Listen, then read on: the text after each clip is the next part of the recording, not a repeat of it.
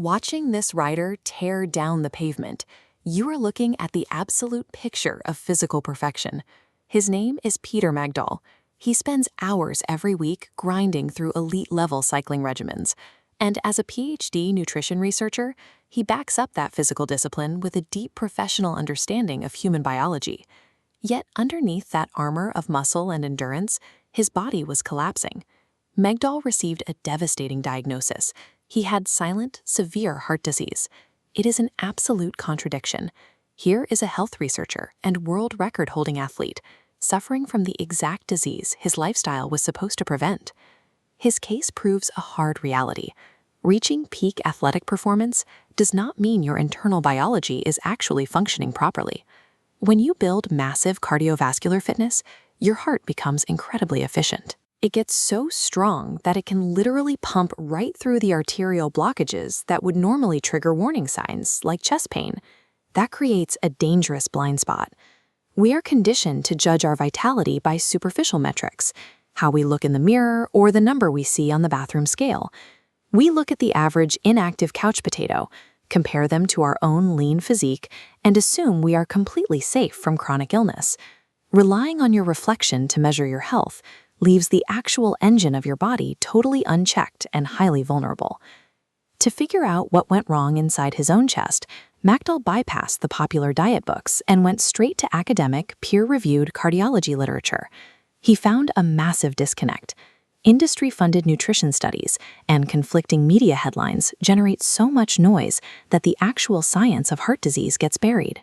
True recovery requires throwing out public wellness myths and relying strictly on the unvarnished data that cardiologists use to treat patients. For decades, standard checkups have relied on measuring your total LDL cholesterol to gauge your risk of a heart attack. But simply measuring the overall volume of cholesterol floating in your blood is an outdated method. It misses the mechanical cause of how plaque actually forms. The more accurate, highly predictive metric is a protein marker called ApoB, or apolipoprotein B. ApoB measures particle count, not volume. Vessel A holds massive spheres, while vessel B holds thousands of tiny ones.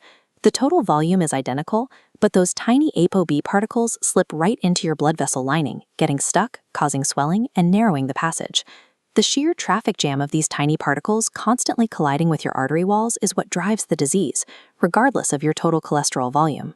You can easily have a perfectly normal total LDL score while harboring a dangerously high ApoB particle count, leaving fit patients entirely blind to the impending risk.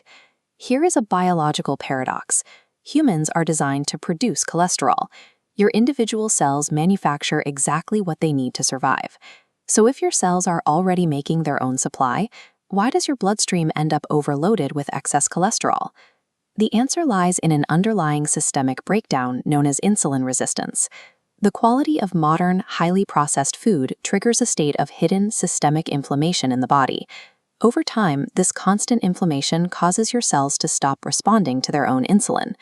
When your metabolism gets thrown into this chaos, your body panics. It responds by inappropriately dumping excess cholesterol particles directly into your bloodstream.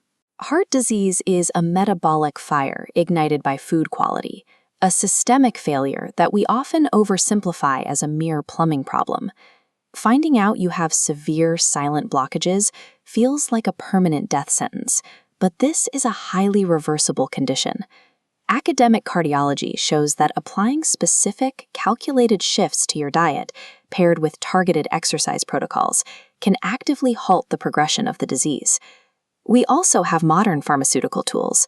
GLP-1 medications, like Ozempic, play a highly nuanced role in modern heart recovery.